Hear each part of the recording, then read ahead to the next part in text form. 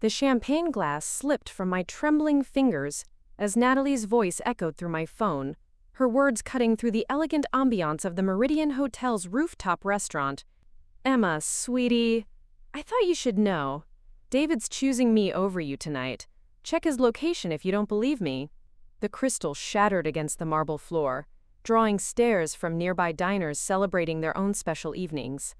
September heat still radiated from the Phoenix streets below, but I felt frozen, my anniversary dress suddenly feeling like a costume for a play I never auditioned for. Before we jump back in, tell us where you're tuning in from, and if this story touches you, make sure you're subscribed, because tomorrow, I've saved something extra special for you. I stared at the phone screen showing David's location at the Desert Ballroom Competition Center, 23 miles away from where I sat alone at our reserve table, surrounded by the flickering candles and scattered rose petals he'd arranged that morning. 5 years of marriage, and this was how our anniversary would be remembered, not for the romantic gesture he'd orchestrated, but for the moment his dance partner decided to destroy my world with a single phone call. The waiter approached cautiously, concerned about the broken glass, and the woman who seemed to be dissolving along with her evening plans. "My name is Emma Chen, and until that September evening, I believed I was living the life I'd always dreamed of. At 32, I thought I had everything figured out. A successful husband who owned the most prestigious dance studio in Scottsdale, a beautiful home in the desert foothills, and what everyone assured me was the perfect marriage to David Martinez, Phoenix's golden boy of competitive ballroom dancing. What they didn't know, what nobody knew, was that I'd been slowly suffocating in this perfect life, watching pieces of myself disappear like morning mist in the Arizona sun. I met David 7 years ago at Arizona State University, where I was completing my master's degree in art therapy, and he was teaching private ballroom lessons to supplement his income as a dance performance major. I was drawn to the way he moved with such confidence and precision, how he could make even the most awkward students feel graceful in his arms. When he asked me to be his practice partner for a local competition, I was flattered beyond words. I'd danced as a child, taking classes at my grandmother's insistence, but I'd given it up in high school to focus on academics. David reawakened that dormant passion, and within months we were inseparable both on and off the dance floor. Those early days were intoxicating. David would arrive at my tiny apartment near campus with coffee and pastries, and we'd spend hours perfecting routines in my living room, furniture pushed against the walls to create our makeshift dance space. He'd spin me around the kitchen while I cooked dinner, dip me dramatically in the hallway, and whisper promises about the future we'd build together. When he talked about opening his own studio someday, his eyes would light up with such determination that I couldn't help but get swept up in his vision. The proposal came during a competition in Las Vegas, right there on the dance floor after we'd finished a particularly stunning tango routine. The crowd was still applauding when David dropped to one knee, producing a ring that caught the spotlight like a tiny star. I said yes without hesitation, tears streaming down my face as he slipped the diamond onto my finger. The video went viral in the dance community, cementing our reputation as the perfect couple who'd found love through their shared passion. Planning our wedding became David's first major production, and I got my first glimpse of the controlling perfectionist he could become when something mattered to him. Every detail had to be flawless, from the venue to the flowers to the choreographed first dance that he insisted we perform for our guests. I wanted something intimate and personal, but David convinced me that our wedding was also a marketing opportunity for his growing reputation in the Phoenix dance scene. His mother, Patricia Martinez, threw her considerable influence behind the event, transforming what I'd envisioned as a simple celebration into a showcase for the Martinez family's prominence in the competitive ballroom world. Patricia had been a champion dancer herself in the 80s and 90s, and she wielded her legacy like a weapon, using it to open doors for David while simultaneously reminding everyone around her of their inferior status in the dance hierarchy. From our first meeting, she made it clear that while I might be adequate for David personally, I lacked the pedigree and commitment necessary to truly support his professional ambitions. She never said it directly, of course. Patricia was far too sophisticated for obvious cruelty. Instead, she'd make observations about how competitive dancers needed partners who truly understood the demands of the sport, or how certain bloodlines seem to produce more natural talent. After our honeymoon in Buenos Aires, where David insisted we take intensive tango lessons instead of relaxing on beaches, we returned to Phoenix and threw ourselves into building his dream. I'd graduated with my art therapy degree, but David convinced me that my skills would be more valuable helping him establish Sunset Dance Academy. I could handle the business side while he focused on teaching and competing. It made sense, he argued. We were a team, and teams worked toward common goals. I shelved my own career plans and became David's business manager, social media coordinator, event planner, and emotional support system. I designed the studio's marketing materials, managed the books, coordinated with vendors, and handled client relations. When difficult students complained, or when competitions didn't go David's way, I was there to smooth ruffled feathers and boost his confidence. I told myself this was temporary, that once the studio was established, I'd return to my own aspirations. The studio's success exceeded our wildest expectations. David's teaching style attracted wealthy clients from across the Phoenix metropolitan area, and his competition victories brought prestige that translated into higher rates and exclusive clientele. We moved from our modest apartment to a stunning home in the Scottsdale foothills, complete with a practice studio where David could work with his most advanced students. From the outside, we had achieved the American dream through hard work and mutual support. But somewhere in the pursuit of that dream, I began to lose myself. The art therapy career I'd trained for remained perpetually on hold. David would promise that next year, once we'd expanded the studio or after competition season ended, I could pursue my own interests. Those promises became as routine as his daily practice sessions, repeated so often they lost all meaning. I found myself defining my worth through David's achievements, measuring my success by his trophy count and student satisfaction scores. The changes in our relationship were so gradual that I barely noticed them at first. David stopped asking about my day unless it related to studio business. He'd come home from teaching and launch immediately into detailed accounts of his lessons, his students' progress, and his plans for upcoming competitions. But if I tried to share something I'd read or thought about, his attention would drift. He'd nod and make appropriate sounds while scrolling through dance videos on his phone or reviewing competition footage. Our own dancing, which had brought us together and remained one of our strongest connections, began to feel more like work than pleasure. David would critique my technique during social dances, pointing out mistakes that I'd never noticed before. He'd suggest that I take refresher lessons with one of his instructors, as if I were just another student who needed improvement, rather than his wife and former partner. Gradually, I stopped suggesting that we dance together for fun, and he stopped asking. Physical intimacy followed a similar trajectory. David's competition schedule demanded early morning practice sessions and strict dietary regimens that left him exhausted by evening. He'd apologize for being too tired, promising we'd reconnect after the next competition, but there was always another competition, another student showcase, another opportunity that required his complete focus.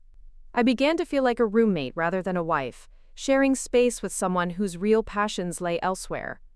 The isolation was perhaps the most insidious change. Our social circle consisted entirely of David's dance world connections, people who viewed me as an extension of him, rather than as an individual with my own interests and opinions. At parties and studio events, conversations would flow around me as if I were invisible, focusing on technical details and political dynamics I couldn't fully understand, despite my years of proximity to the scene. When I tried to contribute, I'd often be gently corrected or redirected, making it clear that my perspectives weren't quite informed enough to be valuable. Patricia's influence grew stronger as the studio's reputation flourished. She became David's unofficial advisor, weighing in on everything from competition choices to studio policies. Her suggestions carried the weight of experience and success, making it difficult for me to voice disagreements without seeming petty or unreasonable. She had opinions about my appearance at studio events, my social media presence, and even my involvement in the business operations. David rarely contradicted his mother, claiming that her insights were invaluable and that I was being overly sensitive when her comments stung. I began to recognize that my role had evolved into something I'd never consciously agreed to. I was the supportive wife who maintained David's household, managed his business affairs, and provided emotional labor while remaining decoratively in the background of his real life. My art therapy training, my creative interests, my own dreams and ambitions had been gradually subordinated to his needs until they barely existed, even in my own mind. I'd become so accustomed to prioritizing his goals that I'd forgotten how to identify my own. The loneliness was crushing, made worse by the fact that from the outside, I appeared to have everything. Friends envied my marriage to the charismatic dance instructor, my beautiful home, and my proximity to the glamorous world of competitive ballroom dancing. They'd comment on how lucky I was to be married to someone so talented and successful, how romantic it must be to have a husband who could sweep me off my feet literally and figuratively. I'd smile and agree, unable to explain that the man who could create magic on the dance floor had become a stranger in our own home. 3 years into our marriage, I made a decision that would change everything, though I didn't realize it at the time. During one of David's extended competition trips, I found myself desperately needing some form of creative outlet. I'd been feeling increasingly disconnected from any sense of purpose beyond supporting David's career, and the emptiness was becoming unbearable. Almost without conscious thought, I drove to an art supply store and bought basic painting materials, claiming I wanted to try a new hobby. That first painting session in our spare bedroom was revelatory. The feeling of holding a brush, of watching colors blend and shapes emerge on canvas, reawakened something in me that I thought was permanently dormant. I painted for hours, losing track of time in a way that hadn't happened since my graduate school days. When David returned from his trip and saw the painting, he was politely dismissive, suggesting that it was nice that I'd found something to occupy my time while he was away. His reaction stung more than I'd expected, but it also sparked something defiant in me. I continued painting in secret, setting up supplies in the spare bedroom and working while David was at the studio. I told myself it was just a hobby, a harmless way to fill the empty hours, but deep down I knew it was more than that. Painting was reconnecting me. Preparing and narrating this story took us a lot of time, so if you are enjoying it, subscribe to our channel. It means a lot to us. Now back to the story, with the person I'd been before I'd shaped myself around David's needs and expectations. 6 months later, I took an even more significant step. While researching local art classes online, I stumbled across a posting for a part-time art therapy position at a wellness center in downtown Phoenix. The job involved working with trauma survivors, helping them process emotions and experiences through creative expression. It was exactly the kind of work I'd trained for, and the flexible schedule would allow me to maintain my responsibilities at the studio. I applied without telling David, telling myself I was just exploring options.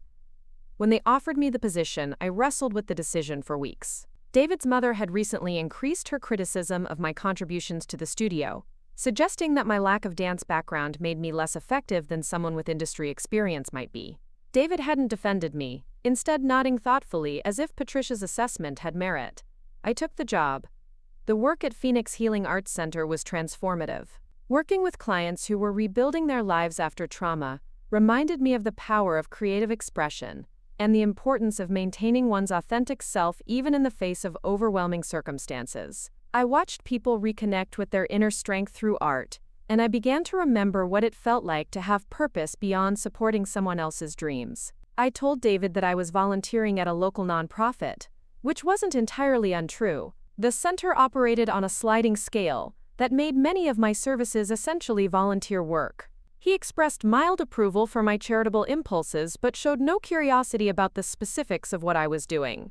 His lack of interest made it easier to maintain the deception, though I told myself it was temporary, just until I figured out how to integrate this new part of my life with my existing responsibilities. The months passed and my work at the center expanded. The director, Dr. Emma Chen, was impressed with my natural ability to connect with clients and my innovative approaches to combining traditional art therapy with movement-based healing. She asked if I'd considered developing a program that incorporated dance therapy techniques with visual arts, recognizing that my background in both areas made me uniquely qualified for such work. Creating the integrated program felt like coming home to myself.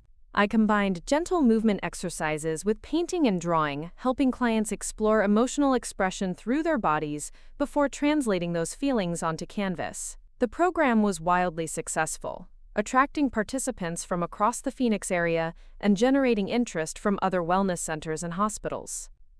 As my confidence in my professional abilities returned, I began to see my marriage with clearer eyes. I noticed how David's conversations were entirely self-focused, how he dismissed my opinions on anything outside his immediate interests, and how he'd grown comfortable with my diminished presence in his life. When I tried to share excitement about a breakthrough with a particularly challenging client, he'd listen with the same polite distraction he showed when I mentioned anything unrelated to dance or the studio business. The irony wasn't lost on me that I was helping others reclaim their authentic selves while I remained trapped in a role that felt increasingly false.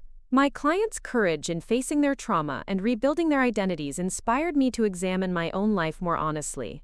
I began to see that my marriage had become another form of trauma, a slow erosion of self that was perhaps more damaging because it was so socially acceptable and even enviable from the outside. A year after starting at the wellness center, Dr. Chen approached me with an opportunity that would force me to confront the contradictions in my life. A major hospital system was looking to pilot an innovative art therapy program, and she wanted to recommend me to lead the initiative.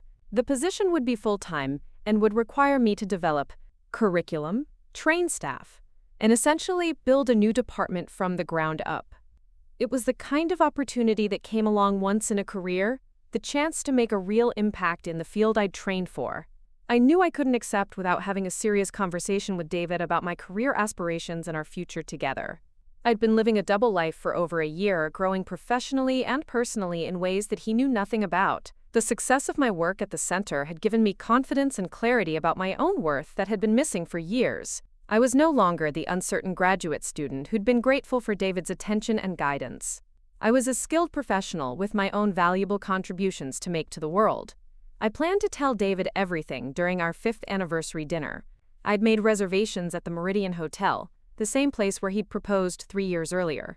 I thought the setting would remind us both of the love that had brought us together, and help him understand that my growth was an opportunity for our relationship to evolve, rather than a threat to the life we'd built. I spent days preparing for the conversation, practicing how I'd explain my work at the center and my desire to accept the hospital position. I gathered examples of client artwork and testimonials from participants in my programs, hoping to help David see the value and importance of what I'd been doing. I'd even contacted a business consultant about hiring someone to take over my administrative responsibilities at the studio, showing that I'd thought practically about the transition. The morning of our anniversary, David surprised me with flowers and a promise that tonight would be special, just the two of us reconnecting without the distractions of work and daily life. He seemed more attentive than he'd been in months, asking about my day and complimenting my dress. I felt hopeful that perhaps he'd also been feeling the distance between us and was ready to work on rebuilding our connection. I arrived at the restaurant early, wanting everything to be perfect for our important conversation. The hostess seated me at our reserved table on the rooftop terrace, overlooking the Phoenix skyline as the sun began to set. I ordered champagne and reviewed my notes one final time, feeling nervous but determined to finally share this crucial part of my life with my husband. That's when my phone rang. Natalie Brooks, David's newest dance partner and student, her name appearing on my screen just as I was beginning to worry about David's lateness. I'd met Natalie several times at studio events, a striking blonde in her mid-20s who'd moved to Phoenix from Los Angeles to train with David for professional competitions. She was talented, ambitious, and had the kind of natural charisma that drew attention wherever she went. I answered the call expecting some question about studio scheduling or perhaps a message from David about running late. Instead, Natalie's voice carried a tone I'd never heard from her before. Intimate, possessive, and cruel. "Emma, sweetie, I thought you should know. David's choosing me over you tonight. Check his location if you don't believe me. He's here with me at the Desert Ballroom Competition Center, and he's been choosing me for months now. I'm tired of being his secret when you're the one living a lie." The phone call lasted maybe 30 seconds, but those words shattered more than just my anniversary evening. They destroyed the illusion I'd been maintaining that my marriage was simply going through a rough patch, that David's distance was temporary stress that would resolve once his competition season ended. Natalie's call forced me to confront the reality that while I'd been building a secret career and discovering my authentic self, David had been building a secret relationship, and discovering his authentic preferences. I sat there at our anniversary table, surrounded by other couples celebrating their love, and felt 5 years of self-deception crumble around me. The champagne glass lay in pieces at my feet, and I realized that my marriage had been just as fragile, just as easily shattered when subjected to pressure it was never designed to withstand. The waiter approached cautiously, offering to clean up the broken glass and bring me a new drink. I thanked him and asked for the check, knowing that David wouldn't be coming, that our marriage was over, and that the conversation I'd planned to have about my future would need to happen in a very different context than I'd imagined. As I gathered my purse and prepared to leave the restaurant, I felt something unexpected rising within me alongside the pain and betrayal. Relief. The marriage that had been slowly suffocating me was over, and for the first time in years I could breathe freely. The secret life I'd been building at the wellness center, the professional identity I'd been developing, the authentic self I'd been rediscovering, none of that had been dependent on David's approval or support. I'd been preparing for this moment without knowing it, building the foundation for a life that was entirely my own. I walked to the restaurant's edge and looked out over the Phoenix skyline, the city lights beginning to twinkle in the gathering darkness. Somewhere out there, David was with Natalie, probably believing that he was in control of the narrative, that he could manage both relationships until he decided which one better served his needs. He had no idea that his wife had been building something powerful and independent, that the woman he'd been taking for granted had been transforming herself in ways that had nothing to do with him. Tomorrow I would need to figure out how to untangle 5 years of shared life, how to protect the work I'd built, and how to navigate the social and professional fallout of a very public divorce in Phoenix's tight-knit dance community. But tonight, as I stood alone on that rooftop terrace, I felt something I hadn't experienced in years. Excitement about my own future. The life I'd been secretly building was about to become my only life, and I was finally ready to claim it completely. I drove home through the empty Phoenix streets in a strange state of clarity, my hands steady on the wheel despite the earthquake that had just rocked my world.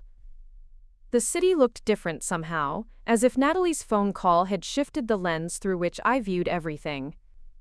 The familiar route to our Scottsdale home felt like traveling through a landscape I was seeing for the first time, each landmark a reminder of the life I'd been living without truly examining.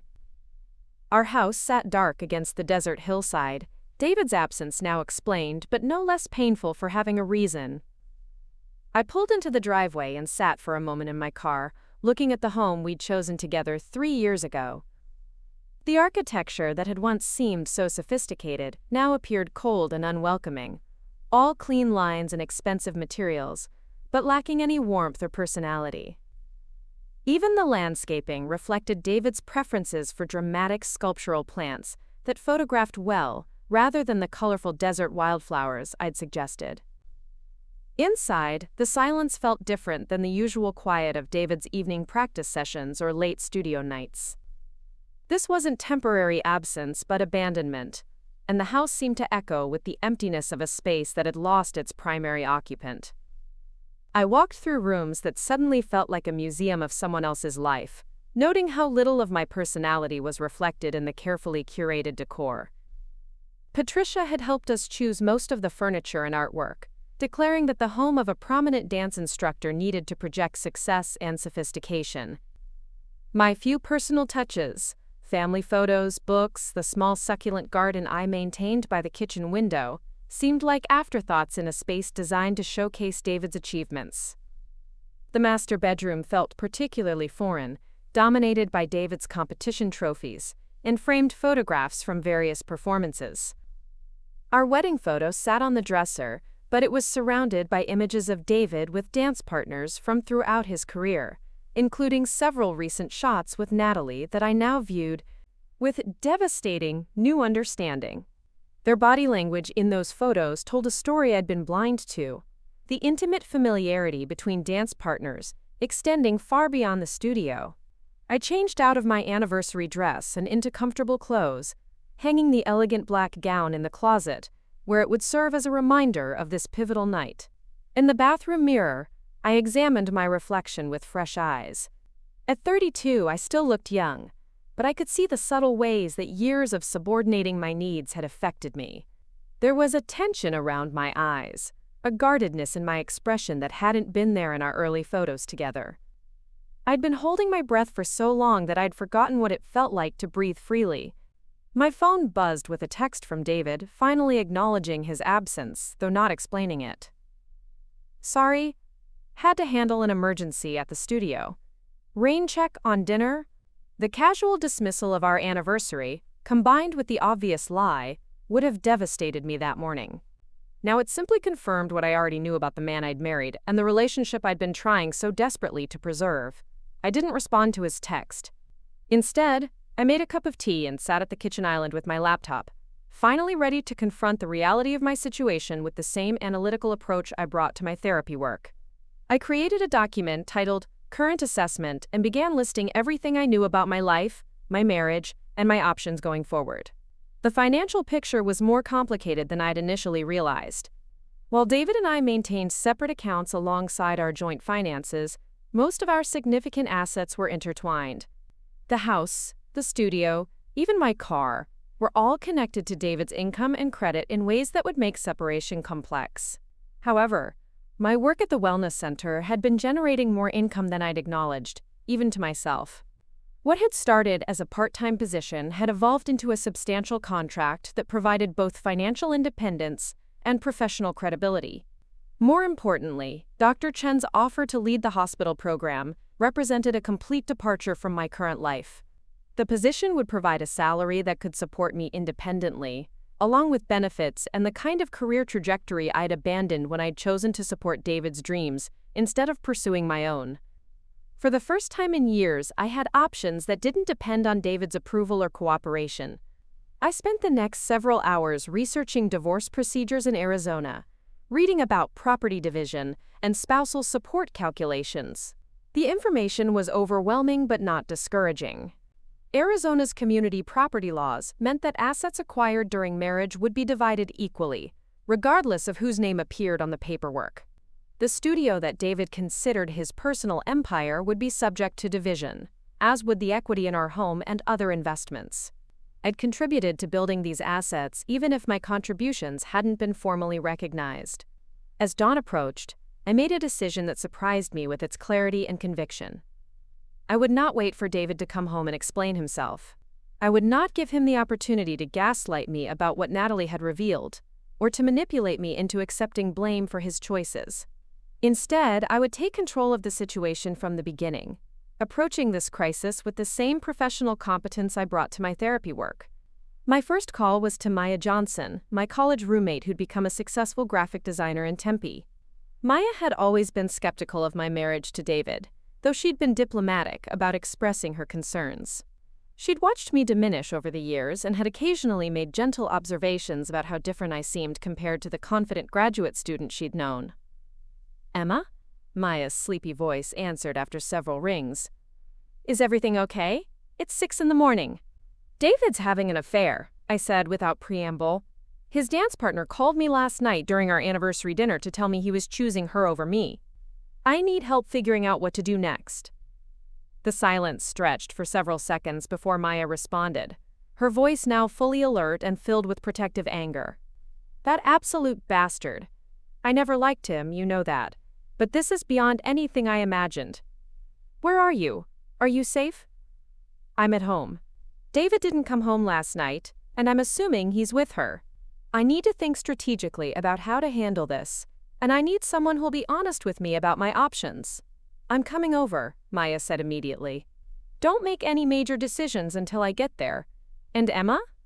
I'm proud of you for calling me instead of sitting there waiting for him to come back with some story about why this is somehow your fault." Her response reminded me why our friendship had endured, despite the distance that had grown between us during my marriage. Maya had always seen me clearly, even when I'd lost sight of myself. Having her support would be crucial in navigating the challenges ahead. While waiting for Maya, I began organizing the documentation I'd need for legal proceedings.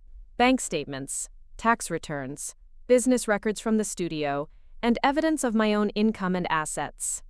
I photographed David's competition trophies and memorabilia, documenting the success that had been built partially through my contributions. I also gathered evidence of my own professional development, including performance reviews from the Wellness Center and documentation of the programs I'd created.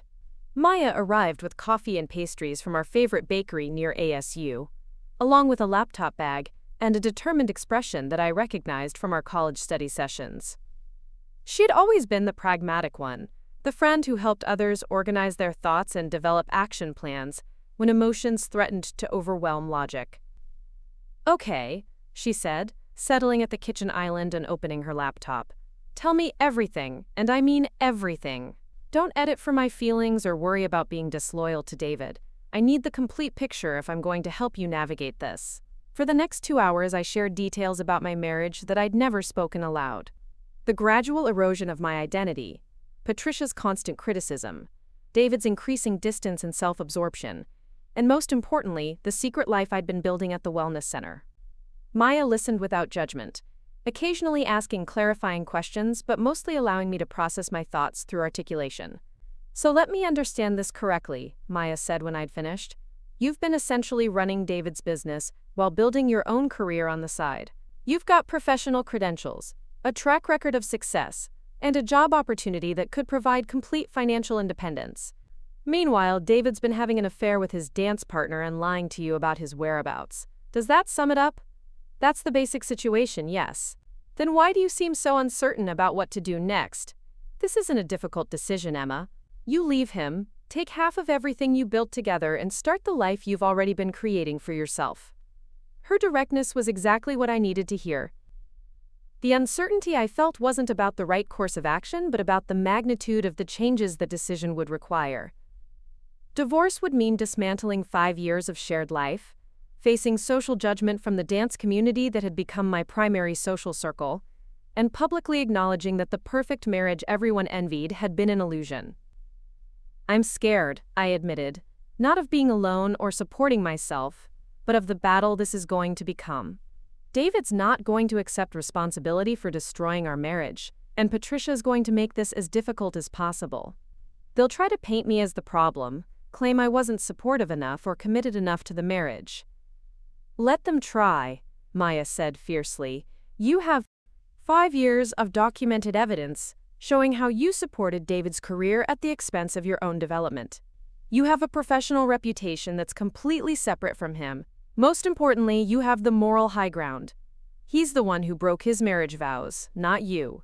We spent the morning developing a comprehensive action plan. Maya's design background made her excellent at project management, and she approached my divorce like a complex campaign that required careful coordination of multiple elements. We created timelines, identified key decisions that needed to be made, and researched resources I'd need for legal, financial, and emotional support. The first priority was securing legal representation. Maya had a contact at a family law firm known for handling high-asset divorces with complex business interests. We scheduled a consultation for the following week, giving me time to gather more documentation and prepare for the initial meeting. In the meantime, I would continue my normal routines to avoid alerting David that I was taking action beyond simply processing the emotional impact of his betrayal. The second priority was protecting my professional interests. I called Dr. Chen and accepted the hospital position, explaining that my personal circumstances had changed and I was ready to commit fully to the opportunity. Her enthusiasm about my decision provided a welcome boost to my confidence, reminding me that I had value and skills that existed completely independent of my role as David's wife. "I've been hoping you'd say yes," Dr. Chen said. "Your integrated approach to therapy has generated interest from several other hospitals in the region. This position could be the foundation for expanding the program throughout the Southwest. Are you prepared to start within the next few weeks?" "Absolutely," I replied, feeling a surge of excitement about the future that had been absent from my life for years. "I'll need to transition my current responsibilities, but I can be fully available by the 1st of next month." The conversation reminded me that while my marriage was ending, my career was just beginning to reach its potential. The skills and reputation I'd built over the past year would survive David's betrayal and provide the foundation for a life that was entirely my own creation. Around noon, David finally came home. I heard his car in the driveway and watched through the kitchen window as he approached the house with the same confident stride he used when entering competition venues. Maya squeezed my hand and reminded me to stay calm and observant, to let David reveal his strategy before showing my own cards. He entered through the garage, calling out a casual greeting as if he were returning from an ordinary evening at the studio rather than spending the night with his mistress. The normalcy of his tone was perhaps more insulting than dramatic confrontation would have been, suggesting that he viewed his absence as insignificant or easily explained. "Hey, babe," he said, appearing in the kitchen doorway with the same charming smile he used on new students. "Sorry about last night. There was a crisis with the competition team, and I ended up staying at the studio way later than planned. I tried calling, but my phone died." The lies came so smoothly that I wondered how long he'd been practicing deception. His explanation was plausible enough to create doubt in someone who hadn't received Natalie's call, complete with the kind of details that would be difficult to verify. If not for that phone call, I might have accepted his story with relief, grateful to avoid confronting more difficult possibilities. "David," I said calmly, "I'd like you to meet my friend Maya. She came over to keep me company after I received an interesting phone call last night." David's expression shifted slightly as he noticed Maya for the first time, his charm flickering as he processed the presence of a witness to our conversation. Maya nodded politely but didn't offer any social pleasantries, her cool professionalism making it clear that she wasn't fooled by his performance.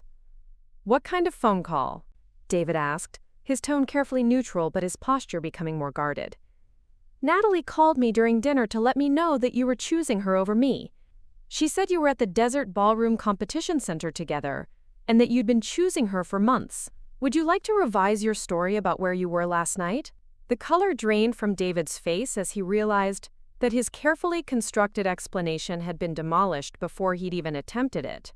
For several seconds he stood frozen in the doorway, his mind clearly racing to develop a new approach. When he spoke again, his voice carried a defensive edge that confirmed Natalie's revelations. "Emma, you don't understand the situation. Natalie has been developing feelings for me that I've been trying to handle professionally. She's a client and a competition partner, and I've been trying to maintain appropriate boundaries while not destroying her confidence or our working relationship."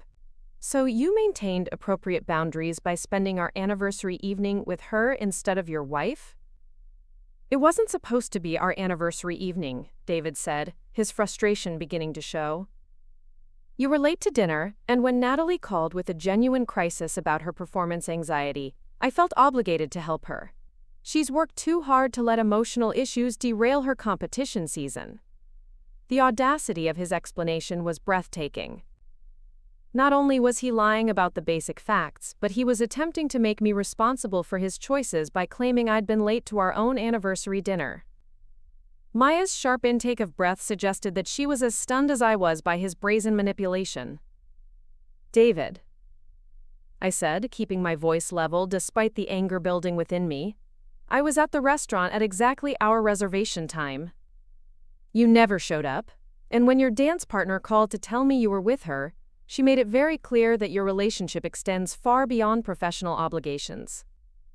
"Natalie is confused and emotional," David insisted, his voice taking on the patient tone he used when explaining complex dance techniques to struggling students. "She's misinterpreted my professional attention as something more personal. I've been trying to let her down gently without damaging our partnership, but apparently she's decided to create drama by involving you in her fantasies." His ability to reframe obvious lies as reasonable explanations reminded me of Patricia's talent for disguising cruelty as concern.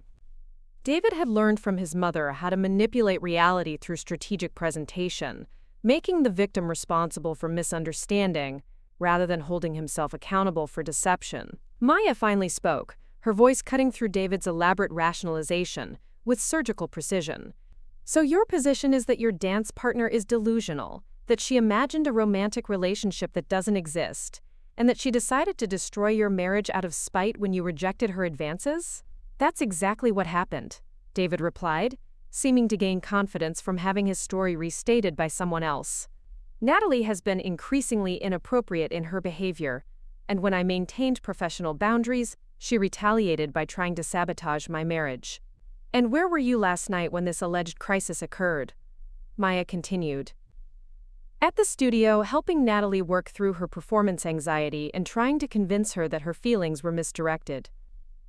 It took hours because she was so upset, and by the time I got her calmed down, it was too late to salvage dinner plans.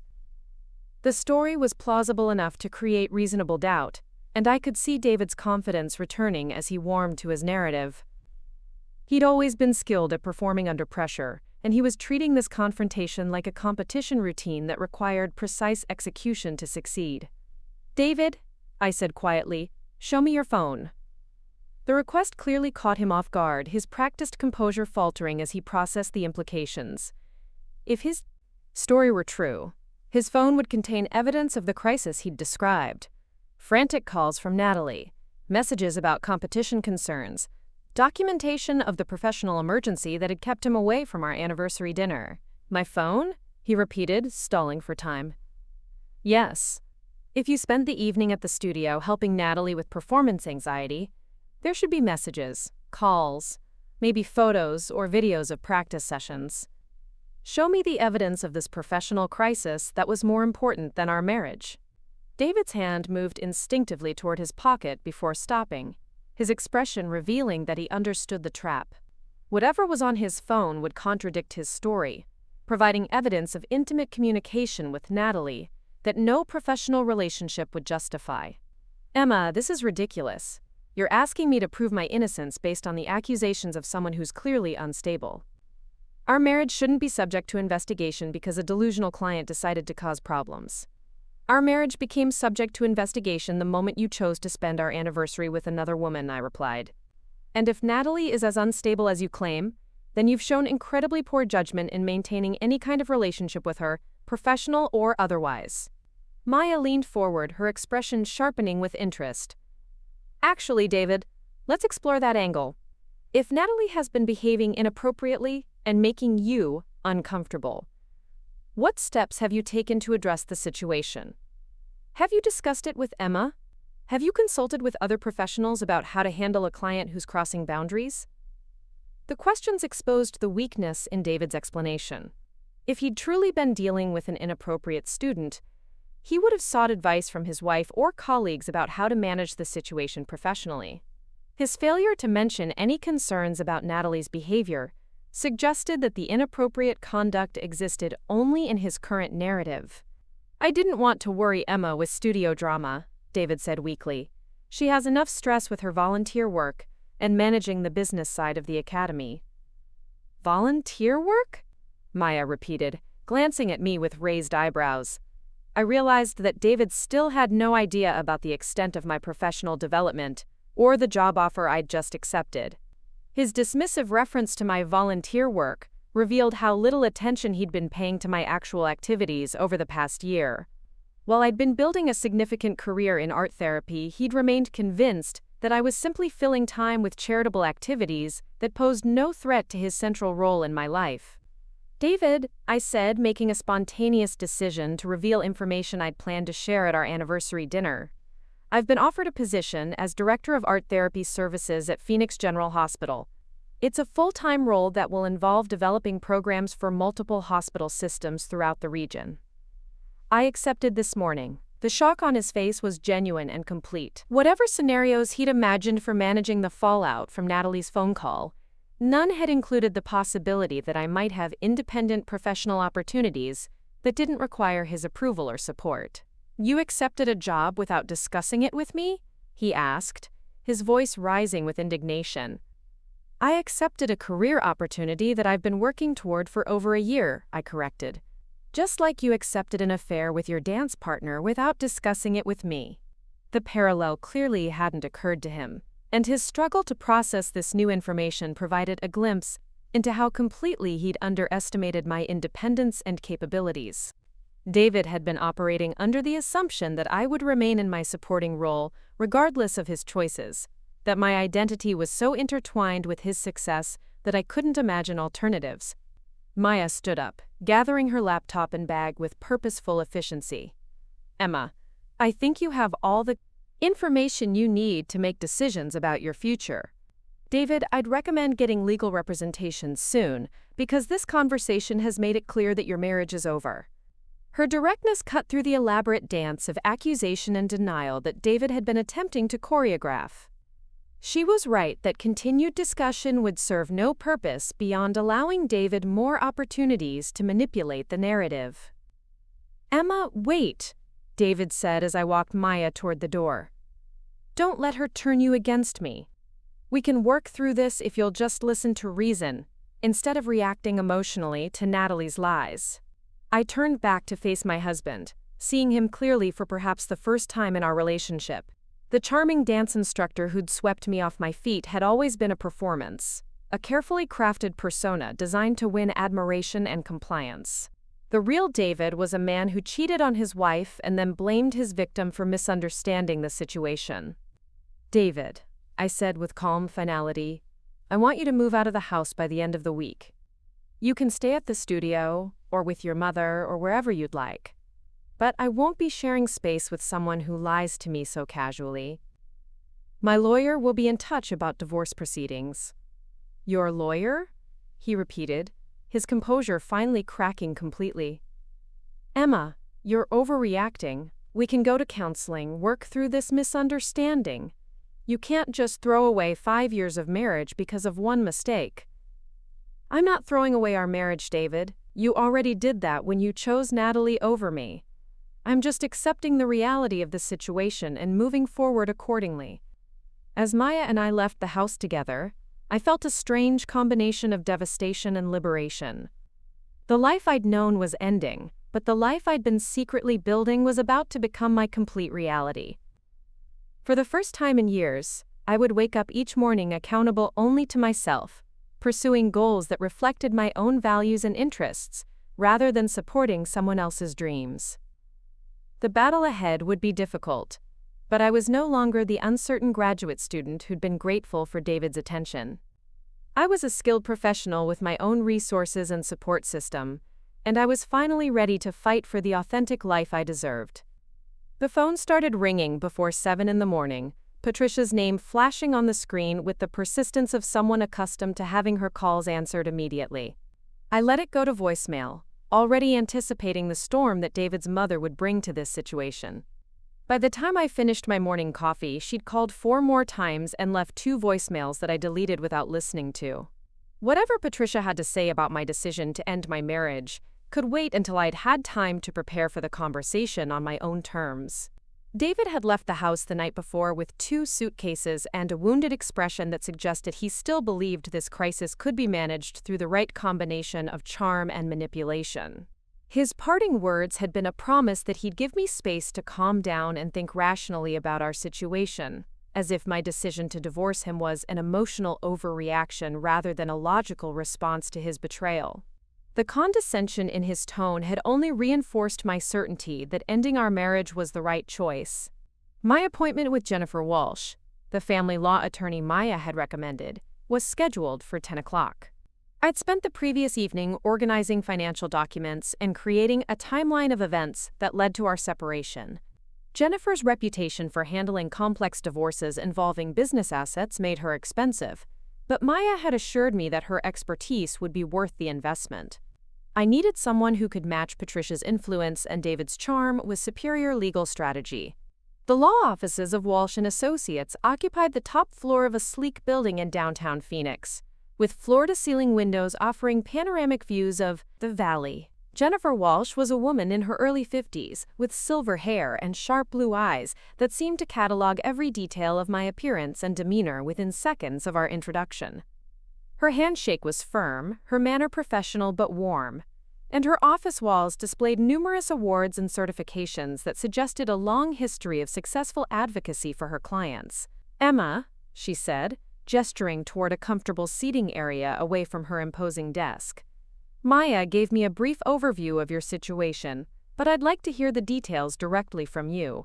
Take your time and don't worry about painting anyone in a favorable light. I need the complete truth if I'm going to represent your interests effectively." For the next hour, I shared the story of my marriage with brutal honesty, from the early romance, through the gradual erosion of my identity, to David's affair with Natalie.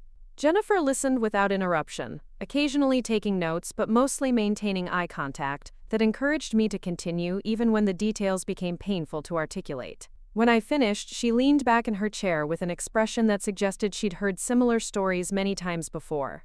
"Your case has several elements that work in your favor," she said, her tone matter-of-fact but encouraging. "First, Arizona is a no-fault divorce state, which means we don't need to prove David's infidelity to obtain a divorce decree. However, his affair does establish grounds for arguing that he acted against the marriage's financial interests by diverting resources to support his relationship with Natalie. Second, your documentation of contributions to the dance studio creates a strong claim for equitable distribution of business assets."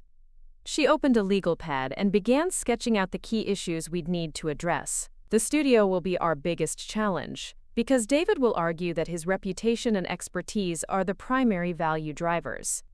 However, your administrative work, marketing efforts, and financial management have contributed significantly to its success. We'll need to establish the monetary value of those contributions."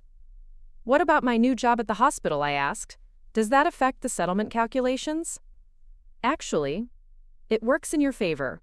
The fact that you've secured independent employment demonstrates that you're not seeking alimony out of vindictiveness or inability to support yourself. It shows that you're making a genuine effort to build a new life rather than simply trying to punish David financially." Jennifer's confidence was reassuring, but she also warned me about the challenges ahead. David would likely hire his own attorney, probably someone with connections to the dance community who could argue that his professional reputation deserved special protection. Patricia's influence meant that social pressure would be applied to encourage a quick, quiet settlement that minimized damage to the family's standing. "I want you to be prepared for character assassination," Jennifer said bluntly. "They'll try to paint you as unstable, unsupportive, or somehow responsible for David's infidelity. They might suggest that your new career aspirations represent abandonment of your marital duties. It's a predictable strategy, but it can be emotionally devastating if you're not ready for it." Her warning proved prophetic. By the time I returned home from the legal consultation, Patricia was waiting in my driveway, her silver Mercedes parked at an angle that blocked my access to the garage. She emerged from her car with the regal bearing of someone accustomed to commanding attention, her perfectly styled hair and tailored suit creating an image of authority that had intimidated me for 5 years. "Emma," she said, her voice carrying the forced warmth she used when addressing people she considered beneath her notice. "We need to talk about this unfortunate situation with David. I'm sure we can resolve everything quietly without involving lawyers or creating public scandal." I considered driving away, but Patricia's presence in my driveway represented an opportunity to establish boundaries that would be important for the divorce proceedings. Whatever she had to say needed to be addressed directly rather than avoided. "Patricia," I replied, getting out of my car with deliberate calm, "David and I are getting divorced. There's nothing to resolve except the legal details of dissolving our marriage." Her composure slipped slightly, revealing the steel beneath her cultivated elegance. "Don't be ridiculous, Emma. Every marriage goes through difficult periods, and mature women find ways to work through temporary setbacks rather than destroying their families over minor indiscretions." The phrase "minor indiscretions" to describe a months-long affair revealed everything I needed to know about Patricia's perspective on marriage and loyalty. In her world, wives were expected to tolerate their husband's infidelity as long as it remained discreet and didn't threaten the family's social standing. "David's affair isn't a temporary setback," I said, maintaining eye contact despite the intimidation radiating from her posture. "It's a fundamental betrayal that ended our marriage. I'm not interested in working through anything with someone who lies to me and chooses other women over his wife." Patricia's expression hardened, her mask of maternal concern dropping to reveal the calculating strategist beneath. "You're making a terrible mistake, Emma. David is a successful, attractive man with a bright future in the dance world. Do you really think you'll find someone better? Do you think your little therapy hobby will provide the lifestyle you've grown accustomed to?" The dismissal of my career as a little hobby was typical of Patricia's ability to diminish anything that threatened her family's narrative. She'd never acknowledged my professional qualifications or contributions to the studio's success, preferring to view me as an accessory to David's achievements rather than as an individual with my own value. "My career isn't a hobby, Patricia. I'm a licensed art therapist who's been offered a director position at Phoenix General Hospital. I don't need David's lifestyle or anyone else's financial support. The information clearly surprised her, though she recovered quickly. A hospital job? How practical! I suppose that's what happens when people don't have the vision or ambition to build something truly significant. Her ability to transform my professional success into evidence of limited ambition was masterful in its twisted logic. Rather than acknowledging that I'd built a career independently, she reframed it as settling for less than what David could provide. "Patricia," I said, moving toward my front door to signal that our conversation was ending, "I've filed for divorce, and my attorney will be handling all communication about the settlement. If you need to discuss anything related to the legal proceedings, you can contact Jennifer Walsh at Walsh & Associates." "Your attorney?" Patricia's voice rose with indignation. "Emma, you're being manipulated by people who profit from destroying marriages. Lawyers don't care about your happiness or David's future. They just want to create conflict that justifies their fees. What I'm being manipulated by is a husband who lied to me for months, and a mother-in-law who thinks I should tolerate infidelity to preserve appearances. The lawyers are the only people in this situation who are being honest about what's actually happening." Patricia's face flushed with anger, her carefully maintained composure finally cracking. "You have no idea what you're throwing away, Emma. The Martinez family has connections throughout Phoenix that extend far beyond the dance world. Your little hospital job won't seem so secure when people understand what kind of woman you really are." The threat was unmistakable, and it revealed the strategy that David's family would employ to pressure me into accepting a settlement favorable to their interests. Patricia would use her social connections to damage my professional reputation, suggesting that my character was somehow flawed in ways that made me unsuitable for therapeutic work with vulnerable populations. "Are you threatening my job, Patricia?" "I'm simply pointing out that Phoenix is a small community where reputations matter. People talk, and they remember who can be trusted to handle difficult situations with grace versus who creates unnecessary drama." I unlocked my front door and turned back to face her one final time. "You're right that people talk, and remember, Patricia. They'll remember that David had an affair with his dance partner, and that his mother tried to intimidate his wife into accepting it. They'll remember who actually created the drama in this situation." As I closed the door behind me, I heard Patricia's car engine start with the aggressive revving that suggested her frustration at being dismissed.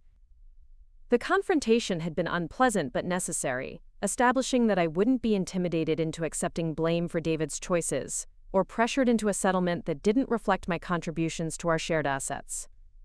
My phone rang within minutes, Maya's name appearing on the screen along with a text message asking if I was okay. Apparently, Patricia had driven directly to Maya's office after leaving my house, attempting to convince my friend that she should discourage me from pursuing divorce proceedings. "She's completely insane," Maya said when I answered. "She showed up here claiming that you were having some kind of breakdown and that I needed to help her stage an intervention. When I told her you seemed perfectly rational and that David was the one who'd betrayed his marriage vows, she started lecturing me about loyalty and family values." Patricia's attempt to recruit my friends as allies revealed both her desperation and her fundamental misunderstanding of the relationships that actually mattered in my life. She'd assumed that social pressure could be applied through multiple channels, not realizing that the people who knew me best had already witnessed how my marriage had diminished me over the years. "What did you tell her?" "I told her that you were making the best decision of your life, and that anyone who really cared about your well-being would support your choice to leave a cheating husband." She didn't take it well. The afternoon brought more evidence of the campaign Patricia was orchestrating against me. Dr. Chen called to report that she'd received an unusual inquiry from someone claiming to be conducting a background check for a potential consulting opportunity. The questions had focused on my emotional stability and professional judgment, with particular emphasis on whether I'd exhibited any signs of impulsiveness or poor decision-making in my work with clients. "It was clearly a fishing expedition," Dr. Chen said, her voice tight with anger. "The person claimed to represent a wellness center in Scottsdale, but when I called the number back, it went directly to a generic voicemail. Someone is trying to create problems for you professionally, Emma." The realization that Patricia was already implementing her threats added urgency to my need for legal protection. I called Jennifer's office and left a detailed message about the attempts at professional sabotage, asking whether there were legal remedies available to prevent further harassment. Jennifer returned my call within an hour, her tone grim but determined. This kind of behavior actually works in our favor during divorce proceedings. Courts don't look kindly on attempts to damage a spouse's earning capacity or professional reputation. We'll document everything and use it to argue for additional compensation in the settlement. She also recommended that I contact my employer's human resources department to make them aware of the situation. Many hospitals had policies protecting employees from harassment related to domestic disputes, and documenting Patricia's interference could provide additional legal protection. That evening, Carlos Martinez appeared at my door with an expression of embarrassment and determination that reminded me why I'd always liked David's younger brother. Unlike the rest of his family, Carlos had never seemed entirely comfortable with the Martinez legacy of social prominence and competitive achievement. As a wedding photographer, he'd built a successful business that operated independently of his family's dance world connections. "Emma," he said, shifting nervously from foot to foot, "I came to apologize for my family's behavior and to tell you something important about David and Natalie." I invited him inside, curious about what information he might have, and grateful for the support of at least one family member who seemed willing to acknowledge reality rather than protecting the family narrative. "I've known about David's affair for 2 months, Carlos began, his voice heavy with guilt. "I saw them together at a restaurant in Tempe, and it was obvious they weren't discussing dance techniques. When I confronted David about it, he claimed it was just a professional dinner, but their body language told a different story. Why didn't you tell me?" "Because I'm a coward," he said simply. "I convinced myself that it wasn't my place to get involved in David's marriage, that maybe I'd misunderstood what I was seeing. But mostly because I knew that telling you would destroy our family, and I wasn't ready to be the one responsible for that." His honesty was painful but refreshing after days of lies and manipulation from David and Patricia. Carlos's struggle with family loyalty versus moral obligation reflected the complexity of relationships that existed beyond the central drama of my marriage. "There's something else," he continued. "The night of your anniversary, David called me asking if he could use my apartment. He claimed he needed a quiet place to work with Natalie on competition routines. But when I drove by later, I could see through the windows that they weren't dancing." The information provided additional evidence of David's deception, confirming that his relationship with Natalie involved deliberate planning and premeditation rather than spontaneous poor judgment. It also revealed that other family members had been drawn into facilitating his affair, whether knowingly or through manipulation. "Why are you telling me this now?" "Because my mother showed up at my studio today demanding that I support David's version of events. She wants me to testify that Natalie has been pursuing David inappropriately, and that he's been trying to maintain professional boundaries. She's asking me to lie under oath to protect David's reputation." Carlos's moral crisis had finally overcome his family loyalty, forcing him to choose between truth and the Martinez family's preferred narrative. His decision to support me rather than his brother represented a significant crack in the united front that Patricia had been trying to maintain. "I won't lie for David," he said firmly. "What he did to you was wrong, and what my mother is doing now is equally wrong. If your lawyer needs someone to testify about what I saw, I'll do it." His offer of support was both encouraging and concerning. Having a family member willing to testify about David's deception would strengthen my legal position, but it would also ensure that Carlos faced retaliation from Patricia and potentially damage his own relationships within the tight-knit dance community. "Carlos, you don't have to sacrifice your family relationships to help me. I know how difficult this situation is for everyone." "My family relationships were already damaged," he replied. "I just didn't want to admit it. Watching my mother try to destroy you for refusing to tolerate David's cheating has shown me who these people really are. I don't want to be associated with that kind of behavior anymore."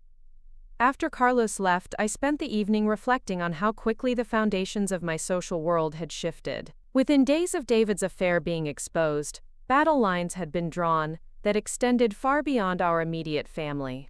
Patricia's campaign to pressure me into accepting a quiet settlement had revealed the toxic dynamics that I'd been tolerating for years, forcing everyone in our orbit to choose sides. The next morning brought a call from Natalie herself, her voice nervous but determined. "Emma, I know you probably don't want to talk to me, but I need to tell you something important about what's been happening." The request was surprising but not unwelcome. Having a direct conversation with David's mistress might provide clarity about the situation that had been filtered through layers of manipulation and defensive storytelling.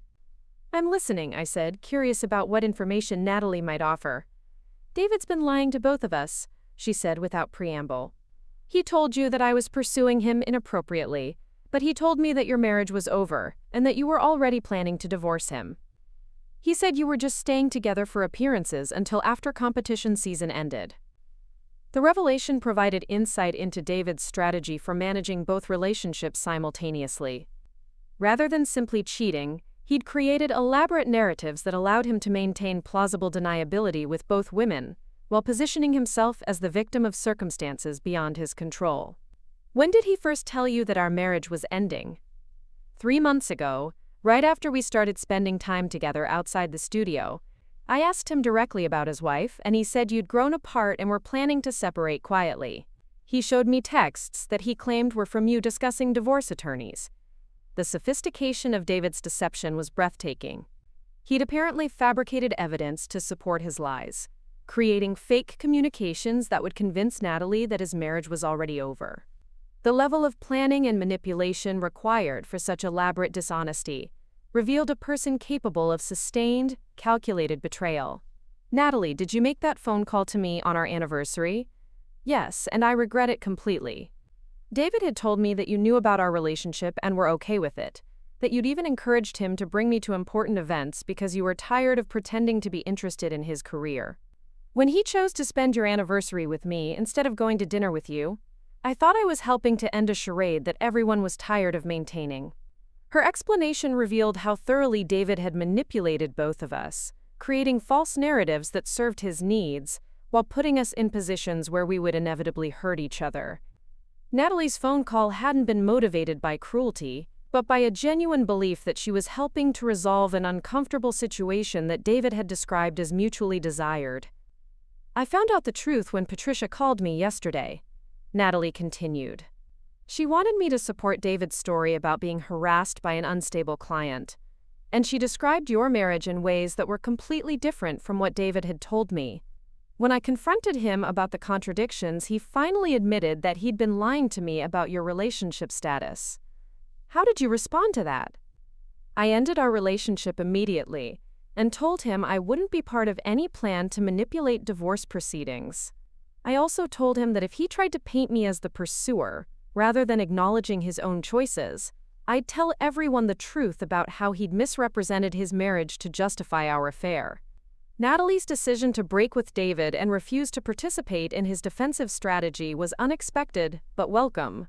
Her willingness to acknowledge the truth about their relationship would undermine David's attempts to portray himself as the victim of an aggressive student, rather than as someone who'd actively pursued an extramarital affair. "Emma," she said, her voice quiet but determined, "I know I don't have the right to ask for forgiveness, but I want you to know that I never would have gotten involved with David if I'd known the truth about your marriage. What he did to both of us was wrong, and I'm willing to testify about his deception if it would help your case." The offer was generous and strategically valuable, but I also recognized the courage it required. Supporting my divorce case would make Natalie a target for Patricia's retaliation, and could damage her own reputation in the dance community where she was trying to build a career. "Thank you for the offer, Natalie. I'll discuss it with my attorney and let you know if we need your testimony." After ending the call, I made detailed notes about our conversation for Jennifer, recognizing that Natalie's information could be crucial for establishing the pattern of deception that David had employed throughout his affair. Her willingness to testify about his lies regarding our marriage status would make it much more difficult for him to claim that their relationship had been a misunderstanding rather than a deliberate betrayal. The week continued with a series of small battles that revealed the scope of Patricia's campaign against me. A longtime client of the wellness center canceled her sessions after receiving, quote, "concerning information about my personal life." The manager of our country club called to inform me that several members had expressed discomfort with my continued membership given the distressing allegations surrounding my marriage. Even my hairstylist mentioned that she'd heard rumors about my mental stability from other clients. Each incident was minor individually, but together they created a clear pattern of social sabotage designed to isolate me professionally and personally. Patricia was using her network of connections to spread carefully crafted suggestions about my character and stability, avoiding direct statements that could be proven false while creating doubt about my fitness for therapeutic work. Jennifer's response to these developments was swift and comprehensive. She filed for a temporary restraining order that would prevent Patricia and David from making false statements about me to professional contacts. She also prepared a defamation case that could be pursued if the harassment continued, creating legal consequences for their attempts at character assassination. This kind of coordinated attack actually strengthens our position, Jennifer explained during our weekly check-in. It demonstrates that David's family is more concerned with protecting their reputation than with addressing the actual causes of your marriage's breakdown. Courts don't look favorably on parties who try to destroy their spouse's livelihood during divorce proceedings. As the week ended, I reflected on how dramatically my life had changed since Natalie's anniversary phone call. The secure but suffocating existence I'd known as David's wife had been replaced by uncertainty and conflict, but also by a sense of authentic purpose that had been missing for years. The attacks on my character and career were painful, but they'd also revealed who my true allies were, and strengthened my resolve to build a life based on my own values rather than other people's expectations. The battle ahead would be long and difficult, but I was no longer fighting alone. Jennifer's legal expertise, Maya's unwavering friendship, Carlos's moral courage, and even Natalie's willingness to tell the truth had created a support system that could withstand Patricia's influence and David's manipulation. For the first time since my marriage began to deteriorate, I felt confident that I could not only survive this crisis but emerge from it stronger and more authentic than ever. The retreat to Sedona wasn't planned as much as it was necessary. After 3 weeks of legal battles, social warfare, and professional sabotage attempts, I found myself sitting in my kitchen at 6 in the morning, staring at my laptop screen and unable to concentrate on the hospital program proposal I was supposed to be developing.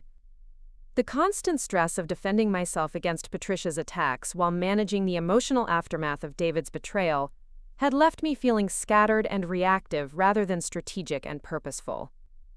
Dr. Chen had been understanding about my need for flexibility during the divorce proceedings, but I could see the concern in her eyes when I'd struggled to focus during our last meeting about the new therapeutic programs. My work with clients at the wellness center had begun to suffer as well, my usual intuitive connection with their emotional needs clouded by my own unresolved trauma. I prided myself on maintaining professional boundaries that allowed me to be fully present for others regardless of my personal circumstances, but David's betrayal had shaken my confidence in ways that affected every aspect of my life. Maya found me there an hour later, still in my pajamas and surrounded by papers I'd been shuffling without actually reading. She took one look at my disheveled state and made a decision that would change the trajectory of my recovery. "Pack a bag," she said, moving purposefully toward my bedroom. "We're going to Sedona for the weekend. My aunt has a cabin up there that she's been begging me to use, and you need to get away from all this drama before it consumes you completely." I started to protest that I had too much work to do, too many legal issues to address, too many professional obligations to abandon for a recreational trip. Maya dismissed every objection with the kind of firm authority she'd used during our college years, when I'd needed someone to make decisions for me during periods of academic overwhelm. "Emma, you're operating in crisis mode, and that's not sustainable. You've been reacting to David and Patricia's moves instead of making your own strategic choices. A few days away from Phoenix will give you the mental space to remember who you are outside of this divorce battle." She was right, though I didn't fully realize it until we were driving north through the desert landscape, the familiar red rocks of Sedona rising like ancient sentinels against the brilliant blue sky. The physical distance from the city created psychological distance from the conflicts that had been consuming my energy for weeks. For the first time since Natalie's phone call, I felt my nervous system beginning to settle into something approaching calm. Maya's aunt's cabin was a modest structure built into the hillside with panoramic views of the surrounding canyon country. The interior was simple but comfortable, with wide windows that brought the desert landscape inside and a kitchen stocked with basic supplies for extended stays. The absence of cell phone coverage and internet connectivity, which would have seemed like obstacles during my normal life, felt like liberation from the constant barrage of communications related to my divorce. The first day passed in a blur of hiking, cooking simple meals, and conversation that gradually moved away from the immediate crisis of my marriage toward broader questions about identity, purpose, and the future I wanted to create. Maya had the gift of asking questions that helped me process complex emotions without feeling pressured to reach immediate conclusions. She listened as I worked through feelings of anger, betrayal, relief, and confusion, offering perspective when I asked for it, but mostly providing the space for me to hear my own thoughts clearly. "What did you love most about yourself before you met David?" she asked as we sat on the cabin's deck, watching the sunset paint the rocks in shades of orange and gold. The question surprised me with its difficulty. I'd been so focused on rebuilding my career and escaping my marriage that I hadn't considered what personal qualities I wanted to reclaim or develop. My identity had become so intertwined with being David's wife and supporting his ambitions that I struggled to remember what had motivated and excited me before our relationship began. "I was curious about everything," I said slowly, memories surfacing like photographs developing in a darkroom. "I used to spend hours in art museums, not because I was studying for classes, but because I loved seeing how different artists interpreted emotion and experience. I'd talk to strangers in coffee shops because I was genuinely interested in their stories. I took risks with my artwork, experimenting with techniques and materials without worrying whether the results would be good enough to show anyone." "What happened to that curiosity?" "David happened," I replied, then immediately felt the need to qualify the statement. "That's not fair. David didn't deliberately kill my curiosity. But our relationship became so focused on his goals and his world that I stopped exploring other interests. When all your energy goes toward supporting someone else's dreams, you don't have much left for your own discoveries." Maya nodded, understanding without judgment. "So what would curiosity look like in your life now?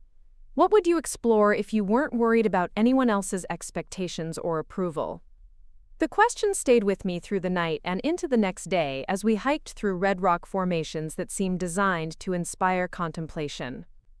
Away from the demands of legal strategy and professional obligations, I found myself remembering aspects of my personality that had been dormant for years. I'd always been drawn to the intersection of different disciplines, fascinated by how art therapy could incorporate elements of psychology, neuroscience, movement, and creative expression.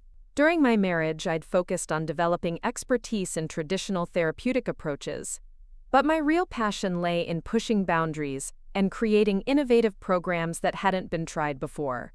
By the second day in Sedona, I was filling a notebook with ideas for therapeutic interventions that combined visual arts with dance movement, outdoor experiences, and even culinary arts. The hospital position that had seemed like such a significant opportunity began to feel limiting in comparison to the broader vision that was emerging from my time, away from immediate pressures. "I want to create something entirely new," I told Maya as we prepared dinner on our final evening in the cabin. "Not just another art therapy program that fits into existing healthcare structures, but a comprehensive approach to healing that addresses the whole person through multiple creative modalities." "That sounds ambitious," she said, her tone encouraging rather than cautionary. "What would it look like practically?" "I'm not sure yet, but I know it would need to be independent rather than constrained by hospital bureaucracy. Maybe a private practice that partners with healthcare providers, or a wellness center that offers both individual therapy and group programs. Something that gives me the freedom to develop innovative approaches without having to justify every decision to administrators who don't understand creative therapeutic processes." The vision was still forming, but I could feel excitement building in a way that had been absent from my professional life for years.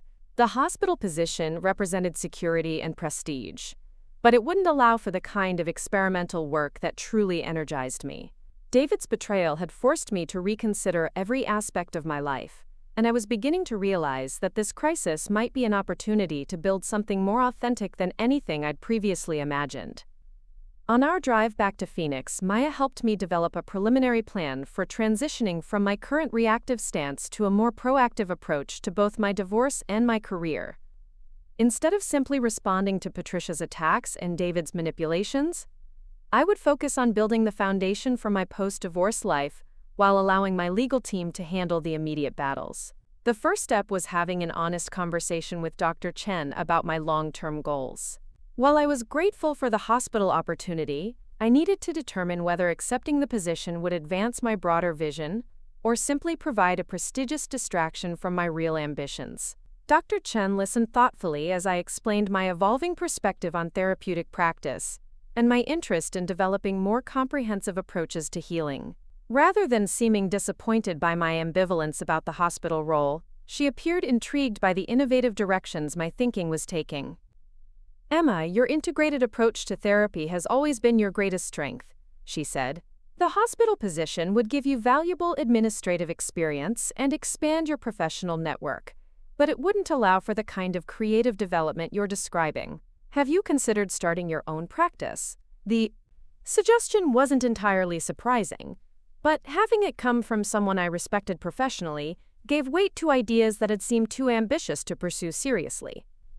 Dr. Chen had built her own successful practice before joining the Wellness Center, and her perspective on the challenges and rewards of independent practice was invaluable. "The timing might actually be perfect," she continued. "Your divorce will provide you with settlement funds that could serve as startup capital, and your reputation in the Phoenix therapy community is strong enough to attract clients and referrals. Plus, the attention from your innovative programs here has created interest that you could leverage into partnerships with other providers." Over the following week, I began researching the practical requirements for establishing a private practice while continuing to manage the ongoing demands of my divorce proceedings. Jennifer reported that David's legal team was becoming more reasonable in their settlement offers, possibly because Patricia's harassment campaign had backfired by creating evidence of vindictive behavior that courts typically punished in asset division decisions. "They're realizing that their strategy of attacking your character has actually strengthened your position," Jennifer explained during our weekly meeting. "David's attorney has started floating settlement proposals that acknowledge your contributions to the studio's success and your right to pursue independent career opportunities without interference." The shift in legal dynamics coincided with changes in my personal relationships that reflected the growing clarity about my priorities and boundaries. Several people who had distanced themselves during the initial weeks of my divorce began reaching out, apparently recognizing that Patricia's version of events didn't align with their own observations of my character and behavior. More significantly, I received an unexpected call from Robert Kim, the owner of Desert Movement Studio, one of Phoenix's most respected dance schools that operated independently of the competitive ballroom scene dominated by David and Patricia. Robert had heard about my situation through the close-knit arts community and was interested in discussing a potential collaboration. "I've been following your work in art therapy," he said when we met for coffee in downtown Phoenix. "Your approach to integrating movement with other therapeutic modalities is exactly what I've been hoping to develop here. Would you be interested in creating a program that combines dance therapy with your visual arts background?" The opportunity was unexpected but perfectly aligned with the vision I'd been developing in Sedona.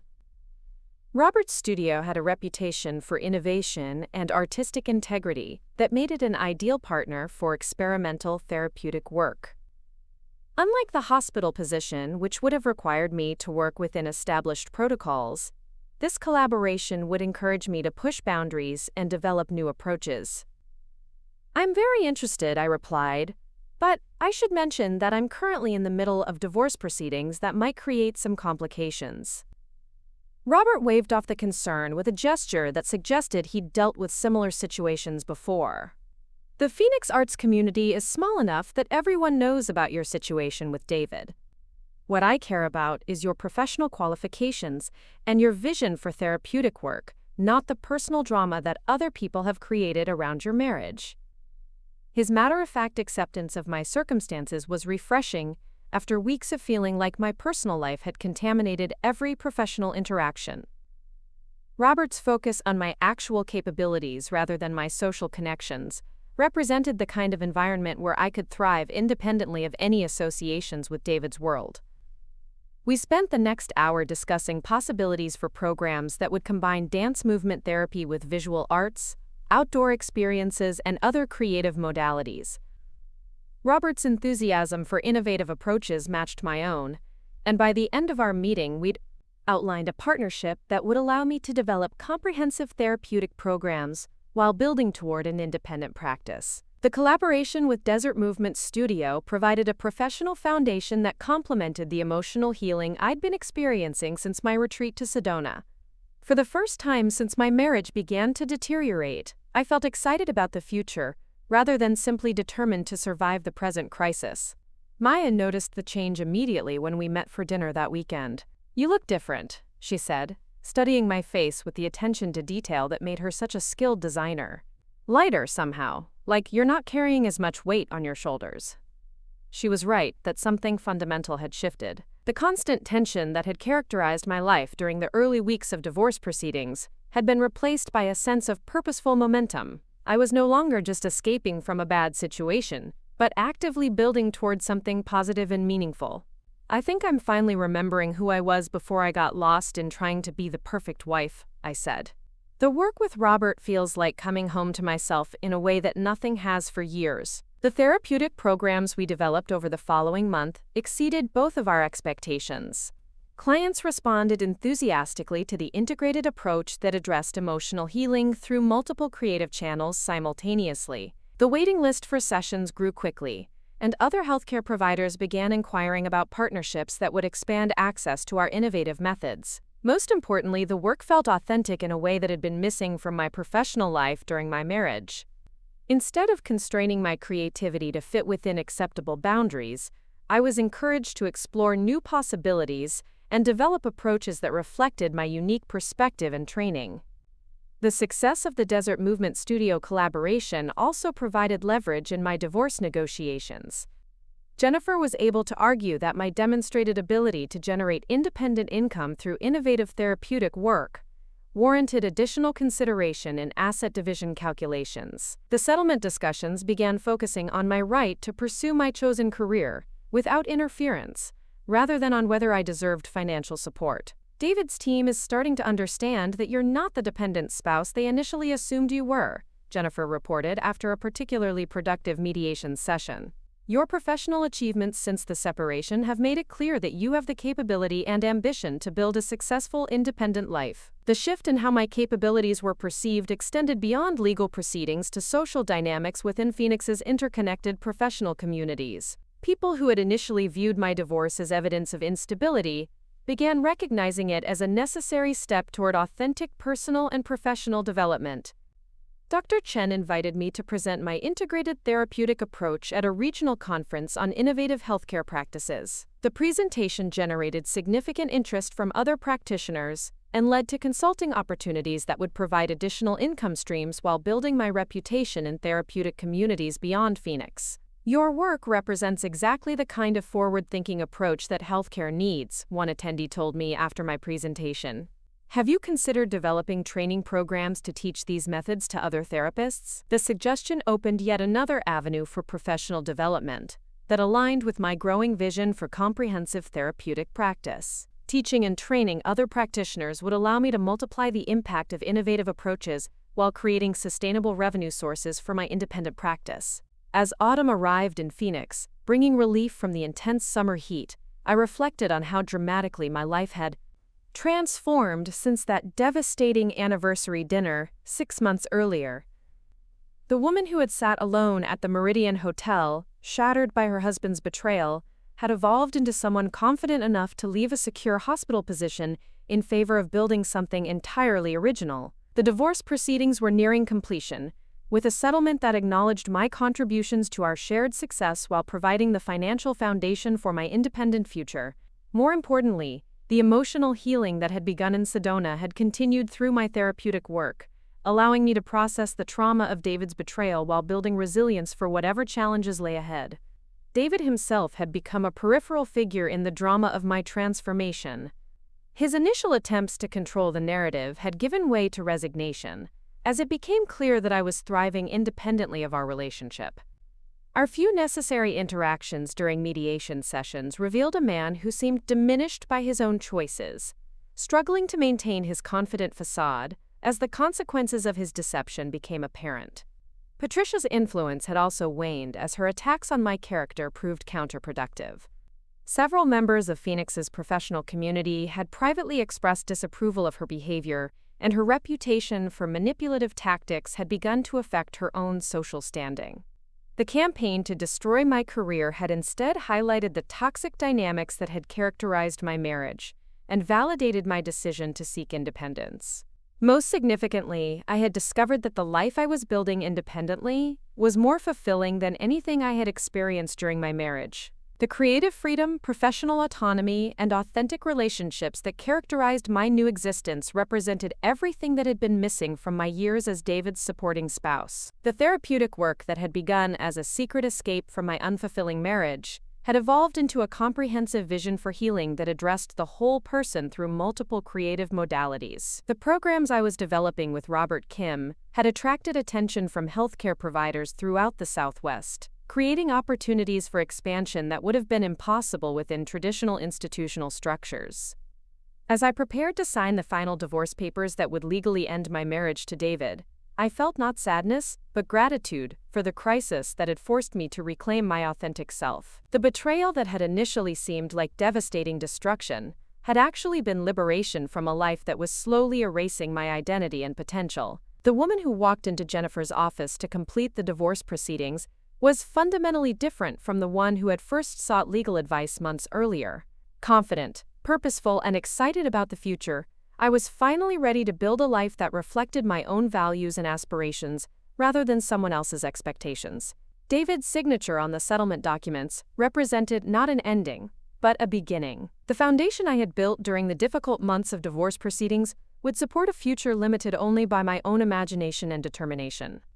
For the first time in years, I was exactly where I belonged, doing work that mattered, surrounded by people who valued my authentic self rather than my willingness to diminish myself for their comfort.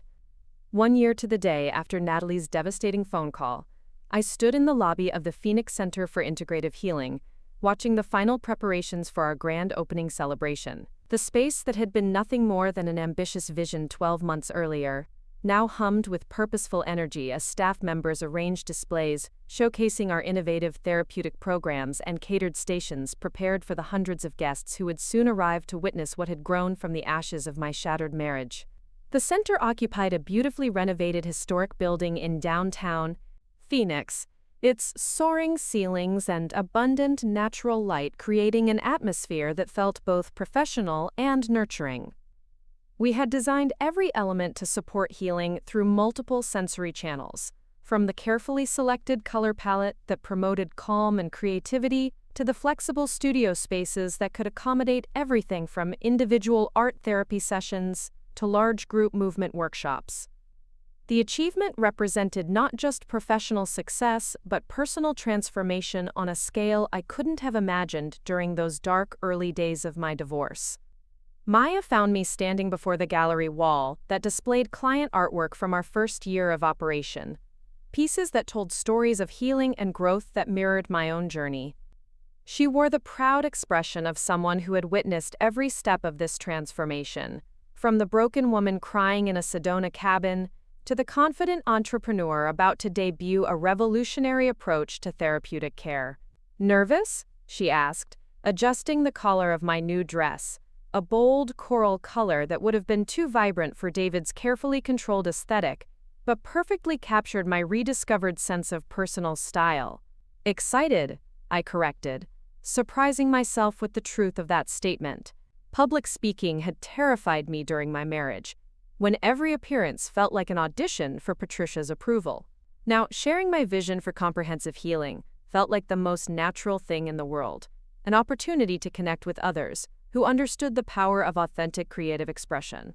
The transformation in my public persona reflected deeper changes that had occurred throughout the challenging year of building my practice while finalizing my divorce. The settlement had provided the financial foundation for establishing the center, but every other aspect of its creation had required skills and confidence I'd had to rediscover or develop entirely. Learning to trust my own judgment, advocate for my vision, and lead a team of talented professionals had been as therapeutic as any of the healing work we provided to clients. Dr. Chen arrived early with several colleagues from the wellness center, her face radiating the satisfaction of a mentor watching a former protege exceed all expectations. She had become one of my closest advisors during the center's development, helping me navigate the complex regulations governing therapeutic practice, while encouraging me to maintain the innovative spirit that made our programs unique. "Emma, this is extraordinary," she said, touring the main therapy studio where we combine traditional counseling with art making, movement therapy, and even culinary healing workshops. "You've created something that I don't think exists anywhere else in the country. The integration of so many therapeutic modalities under one roof is brilliant." Her praise meant everything to me because it came from someone who understood both the professional courage required to develop untested approaches and the personal strength needed to rebuild a life from the ground up. Dr. Chen had supported my decision to leave the security of the hospital position in favor of pursuing my own vision, even when that choice had seemed financially risky and professionally uncertain. Robert Kim arrived with several members of his dance faculty, their presence representing the collaborative relationships that had become the foundation of my new professional community. Our partnership had evolved beyond the initial programs at Desert Movement Studio to encompass comprehensive training workshops for other therapeutic professionals and research studies documenting the effectiveness of integrated healing approaches. "This is what happens when you stop limiting yourself to other people's definitions of what's possible," Robert said, embracing me with the warmth of someone who had become both collaborator and friend. "You've taken everything we started at the studio and expanded it into something that could change how people think about healing." The research component of our work had been particularly rewarding, providing scientific validation for therapeutic approaches that some traditional practitioners had initially viewed with skepticism. Our preliminary study showed significantly improved outcomes for clients who participated in integrated programs compared to those receiving conventional therapy alone, data that was attracting attention from healthcare providers throughout the Southwest. As 6 o'clock approached and guests began arriving for the opening celebration, I felt a profound sense of completion that had nothing to do with achieving specific goals and everything to do with living authentically. The woman who had slowly disappeared during her marriage to David had been replaced by someone confident in her own vision, surrounded by genuine collaborators, and committed to work that reflected her deepest values. The guests list represented the community I had built during my year of reconstruction, a network of relationships based on mutual respect and shared purpose rather than social obligation or professional necessity. Healthcare providers, artists, community leaders, and former clients mingled in the main gallery, their conversations creating the kind of vibrant intellectual energy that had been missing from the carefully controlled social events that had characterized my married life. Jennifer Walsh arrived with her husband, her presence reminding me of how far I had traveled from the desperate woman who had first sought legal representation. The divorce that had seemed like such a catastrophic ending had actually been the beginning of everything meaningful in my life. Jennifer's skillful advocacy had not only secured a fair financial settlement, but had also protected my right to pursue my chosen career without interference from David or Patricia. "Emma, this is absolutely incredible," Jennifer said, her attorney's eye noting the obvious success of an enterprise that had begun as little more than hope and determination. "When you first came to my office, I saw your potential, but I don't think either of us imagined you'd build something this significant this quickly." The speed of the center's development had surprised everyone, including myself. What had begun as a private practice, operating out of rented studio space, had evolved within months into a comprehensive facility, employing 15 therapeutic professionals and serving hundreds of clients throughout the Phoenix metropolitan area. The growth had been organic, driven by client outcomes that exceeded expectations and word-of-mouth referrals that created more demand than we could initially accommodate. Carlos Martinez appeared in the crowd, his presence representing the healing that had occurred within David's family, as the truth about our marriage had gradually become clear. Carlos had paid a price for supporting me during the divorce proceedings, experiencing a temporary estrangement from Patricia and David that had been painful for everyone involved. However, his willingness to prioritize honesty over family loyalty had ultimately strengthened our friendship and earned him respect from people who valued integrity over social convenience. Emma, this is amazing, Carlos said, his wedding photographer's eye appreciating the aesthetic choices that made the space both functional and beautiful. David should see what you've accomplished. It might help him understand what he actually lost when he made the choices he made. The mention of my ex-husband brought a moment of reflective pause to our conversation. David had largely disappeared from Phoenix's social landscape following our divorce, reportedly focusing on building his dance career in other markets where his reputation hadn't been tainted by the circumstances of our marriage's end. According to mutual acquaintances, he was doing well professionally but seemed to struggle with personal relationships, perhaps finally understanding the cost of the manipulative behaviors that had characterized our marriage. I hope he finds happiness, I said, meaning it sincerely. What he did to me was wrong, but holding on to anger about it would only limit my own growth. This center exists because his betrayal forced me to discover strengths I didn't know I had. The ability to discuss David without bitterness represented one of the most significant aspects of my healing journey. The therapeutic work I had done to process the trauma of his deception had allowed me to understand our marriage as a learning experience that had ultimately led me to a more authentic life. Forgiveness hadn't meant excusing his behavior, but rather releasing the emotional charge that had initially made his betrayal so devastating. As the evening progressed, I moved through the celebration, accepting congratulations, and sharing stories about the center's development, with guests who understood the significance of what we had created. The programs we offered addressed healing from every angle, combining individual therapy with group workshops, artistic expression with physical movement, and traditional counseling with innovative approaches that treated clients as whole human beings, rather than collections of symptoms to be managed. The children's program had been particularly successful, working with young people who had experienced trauma through creative expression that helped them process difficult emotions in age-appropriate ways. Watching children rediscover joy and confidence through art making and movement had reminded me daily of the resilience that existed within every person, regardless of the challenges they had faced. Our couples therapy program incorporated artistic collaboration and shared creative projects that helped partners communicate more effectively and rebuild intimacy that had been damaged by conflict or betrayal. Ironically, the marriage that had ended so dramatically had provided me with insights into relationship dynamics that made me an especially effective guide for couples working to repair their connections. The addiction recovery program combined traditional therapeutic approaches with creative expression that helped clients explore their relationship with substances while developing healthier coping mechanisms. Many participants reported that the artistic and movement components of their treatment had been more transformative than years of conventional counseling. Dr. Sarah Mitchell, the program director for trauma recovery at Phoenix General Hospital, approached me with an expression of professional curiosity that I had learned to recognize as the precursor to collaboration requests. Our reputation for innovative trauma treatment had attracted attention from healthcare providers who were seeking alternatives to purely medication-based approaches. Emma, I've been reviewing the outcomes data from your trauma recovery program, and the results are remarkable, she said, her tone carrying the excitement of someone who had discovered something genuinely revolutionary.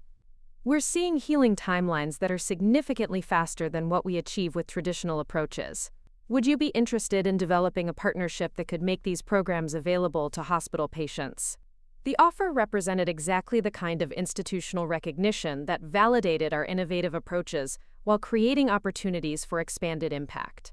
Rather than simply treating individual clients, we could potentially influence how major healthcare systems approached healing and recovery. I'm very interested, I replied, but any partnership would need to preserve the autonomy that allows us to maintain our integrated approach. We've learned that institutional constraints often limit the very flexibility that makes these programs effective. Dr. Mitchell nodded with understanding, her expression suggesting that she had encountered similar challenges in trying to implement innovative approaches within traditional healthcare structures. What if we started with a pilot program that operates under your protocols while providing data that could support broader implementation? The conversation represented the kind of professional recognition that would have seemed impossible during my years as David's supporting spouse. Not only was I being acknowledged as an expert in my field, but I was being invited to influence how major institutions approached therapeutic care. The transformation from hidden helpmate to respected innovator felt so complete that it was sometimes difficult to remember the person I had been during my marriage. Maya reappeared at my side with a glass of champagne and the satisfied expression of someone who had played a crucial role in orchestrating a successful event. Her friendship had been one of the constants that had sustained me through the most difficult periods of my transformation, providing both practical support and emotional encouragement when the challenges of building a new life had seemed overwhelming. "Speech time," she announced, gesturing toward the main gallery, where guests were gathering in anticipation of formal remarks about the center's mission and vision. Standing before the assembled crowd, I felt a moment of profound gratitude for the journey that had brought me to this point.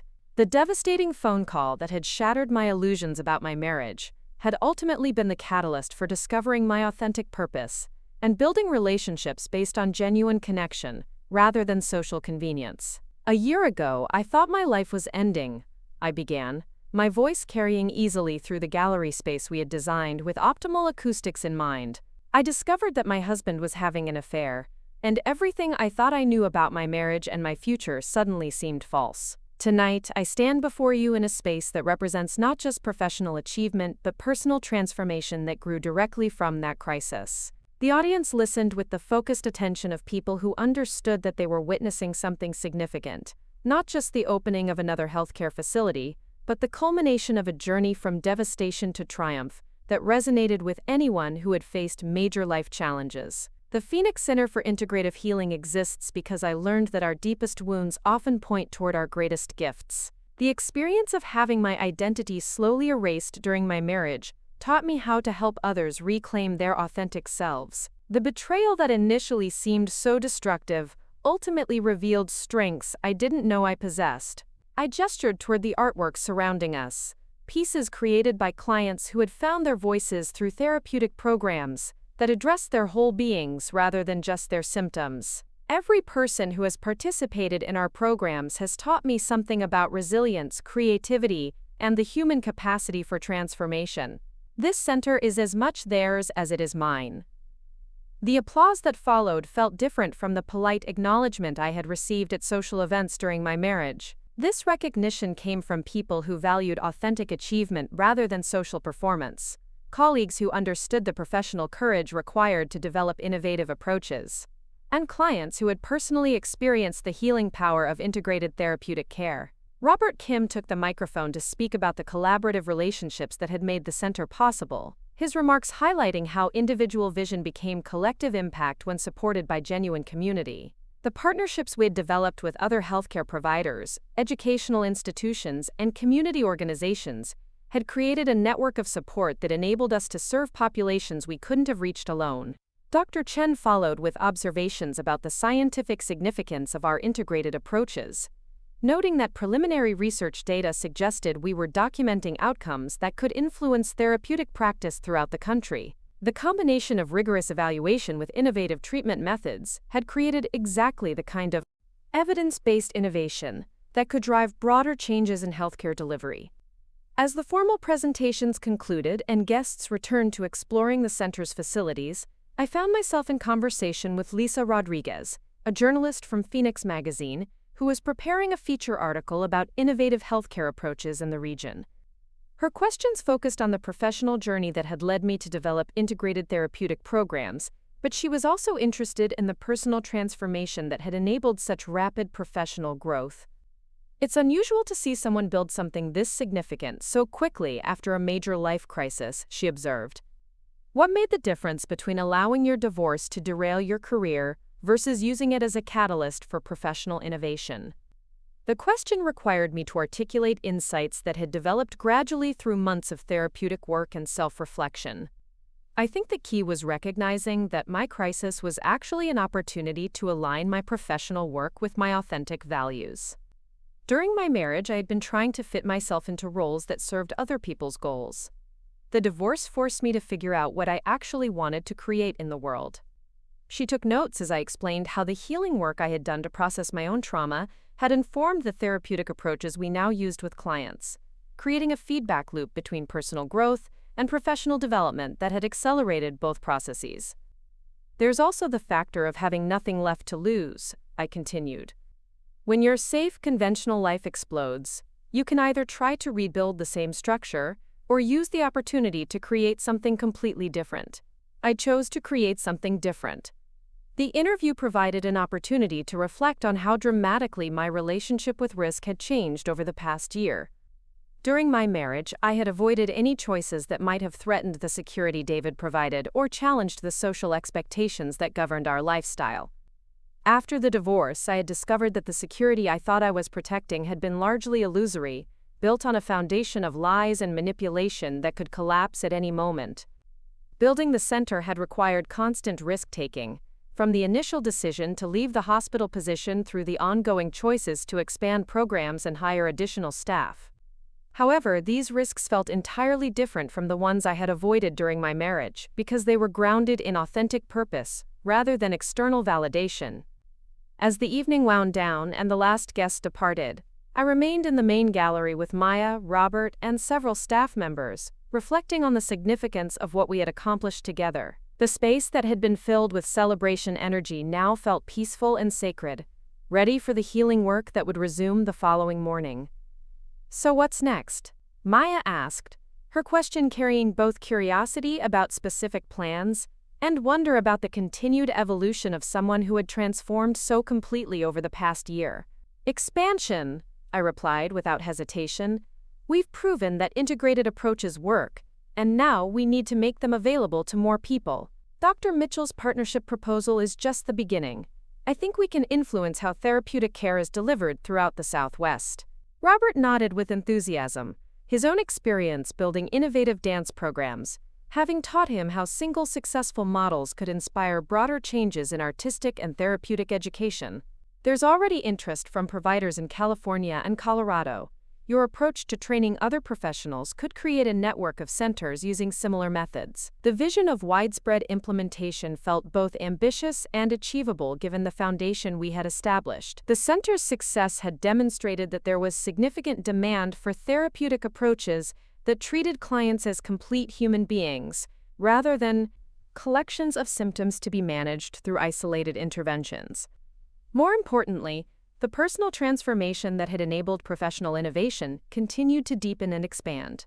The woman who had been afraid to express her own opinions during marriage had become someone comfortable leading teams, advocating for innovative approaches, and challenging established practices that didn't serve clients effectively. The healing work that had begun with processing the trauma of David's betrayal had evolved into a comprehensive approach to personal development that informed every aspect of my life. The therapeutic techniques I used with clients had taught me how to maintain emotional balance during stressful periods, communicate effectively in challenging situations, and make decisions based on authentic values rather than external pressures. Maya helped me lock up the center as we prepared to leave, her presence providing continuity between the woman who had sat crying in a Sedona cabin and the confident entrepreneur who had just celebrated the opening of a revolutionary healthcare facility. Her friendship had been one of the anchors that had allowed me to weather the storms of divorce and professional uncertainty while maintaining faith in the possibility of creating something meaningful from the wreckage of my marriage.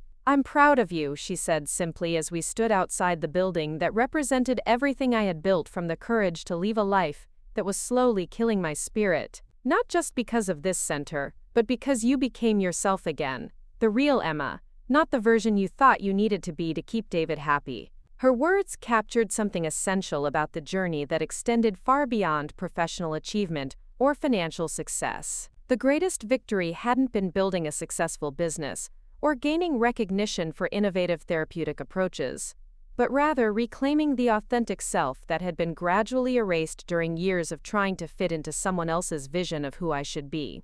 Driving home through the Phoenix streets that had witnessed every stage of my transformation, I reflected on how completely my relationship with the city had changed. During my marriage, these same roads had felt like paths through a landscape I was borrowing rather than inhabiting. Beautiful, but somehow not quite mine to claim. Now every landmark carried memories of discoveries, challenges overcome, and relationships built through genuine connection rather than social obligation. The house I had purchased after selling the Scottsdale property, David and I had shared, represented everything I had learned about creating environments that nourished rather than constrained personal growth. Unlike the carefully curated perfection of our marital home, this space reflected my actual preferences and supported the kind of life I wanted to live. The art studio where I continued my own creative practice the kitchen where I experimented with culinary therapy techniques, and the garden where I grew herbs for the center's mindfulness programs, all represented choices made from authentic desire rather than external expectation. The phone rang as I settled into my home office to review notes from the evening's conversations, David's name appearing on the screen for the first time in months. The call was unexpected but not unwelcome, suggesting that perhaps he had finally reached a point where honest communication was possible. Emma, his voice carried a humility that had been absent during our marriage and divorce proceedings. I saw the article about your center in Phoenix magazine. I wanted to call and congratulate you on what you've built. The conversation that followed was brief but significant, marked by acknowledgments that would have been impossible earlier in our relationship. David admitted that his affair with Natalie had been a symptom of deeper problems in his character, rather than a response to any failings in our marriage. He expressed regret not just for the betrayal itself, but for the years of subtle manipulation that had preceded it. "I've been doing therapy myself," he said, his tone suggesting genuine commitment to understanding the behaviors that had destroyed our relationship. "I'm starting to see how I tried to control you instead of appreciating who you actually were. What you've accomplished since our divorce shows me how much I held you back without even realizing it." His ability to acknowledge responsibility without seeking forgiveness or attempting to renegotiate our relationship represented growth that I respected even if it couldn't change what had happened between us. The call ended with mutual wishes for continued success and happiness, a peaceful conclusion to a chapter that had begun with such pain and betrayal. The final email of the evening came from Natalie, now living in Seattle and building her own dance career independent of the Phoenix scene that had been the setting for our shared trauma. Her message included photos from a performance piece she had created about healing from emotional manipulation, artwork that suggested she had done her own therapeutic work to process the experience of being used as a weapon in David's destruction of our marriage. "I wanted you to know that your center's approach to healing has influenced my own recovery," she wrote. "I've been working with a therapist who uses similar integrated methods, and it's helped me understand how I allowed myself to be manipulated into hurting someone I should have respected. Your willingness to build something positive from such a painful experience has inspired my own commitment to growth and authenticity." Her message provided a sense of completion that extended beyond personal healing to encompass the broader impact of choosing transformation over bitterness. The center that had grown from my own crisis was now influencing healing journeys throughout the region, creating ripple effects of positive change that reached far beyond anything I had initially imagined possible. As I prepared for bed in the home that reflected my authentic preferences rather than someone else's expectations, I felt the deep satisfaction that comes from living in complete alignment with personal values and purpose. The woman who had been shattered by a phone call announcing her husband's betrayal had been replaced by someone confident in her ability to create meaning from any challenge, to build community from authentic connection, and to influence positive change through innovative approaches to healing. The center would open for regular operations the following morning, serving clients who were beginning their own journeys from crisis to transformation. The programs we had developed would continue to evolve, informed by ongoing research and the constantly changing needs of the communities we served. The partnerships with other healthcare providers would expand, creating networks of support that could influence therapeutic practice throughout the country. Most importantly, the personal transformation that had enabled professional innovation would continue to deepen, guided by the same therapeutic principles that informed our work with clients. The journey from devastation to triumph had taught me that authentic healing required ongoing commitment to growth, rather than simply arriving at a destination where all problems were resolved. The phone buzzed with a text from Maya containing a photo from the evening's celebration, her camera capturing a moment when I was speaking to a group of clients about the center's mission. The expression on my face revealed someone completely at home in her own skin, confident in her vision, and surrounded by people who valued her authentic self rather than her willingness to diminish herself for their comfort. Looking at that image, I could see everything that had changed since Natalie's devastating phone call had shattered my illusions about my marriage. The frightened woman who had been afraid to express her own opinions had become someone comfortable leading teams and advocating for innovative approaches. The hidden artist who had painted in secret had become a recognized expert in creative therapeutic methods. The isolated wife who had gradually lost touch with her own interests had become the center of a thriving community built on genuine connection and shared purpose. The transformation hadn't happened overnight or without significant challenges, but it had been complete and permanent in ways that continued to surprise me. The crisis that had initially seemed like an ending had actually been a beginning, the first step in a journey toward authenticity that had revealed capabilities and strengths I never knew I possessed. As sleep approached, I reflected on the profound truth that had emerged from my year of reconstruction. The greatest gift hadn't been the professional success or financial independence, though both were significant achievements.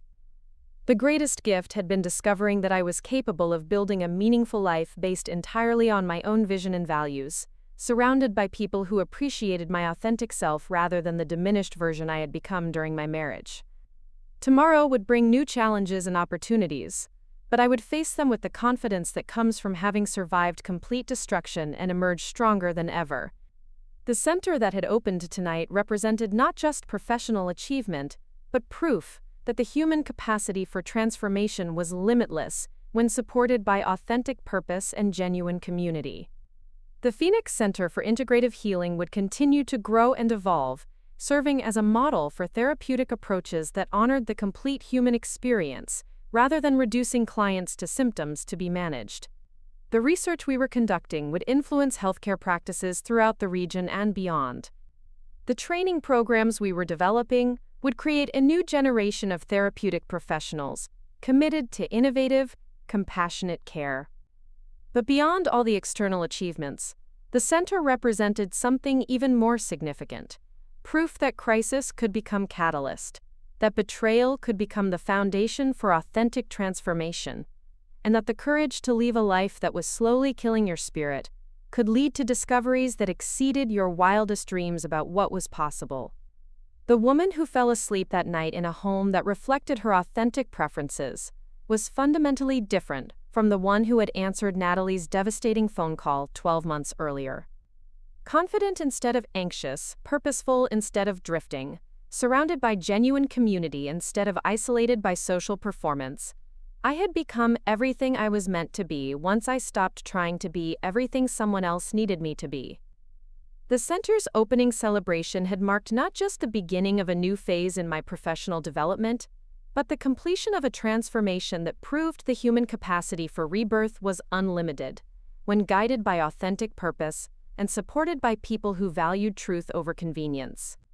The journey from devastation to triumph had taught me that our deepest wounds often point toward our greatest gifts, and that the courage to embrace transformation could lead to achievements that exceeded anything we could imagine, while trapped in lives that didn't reflect our authentic selves. Up next, you've got 2 more standout stories right on your screen.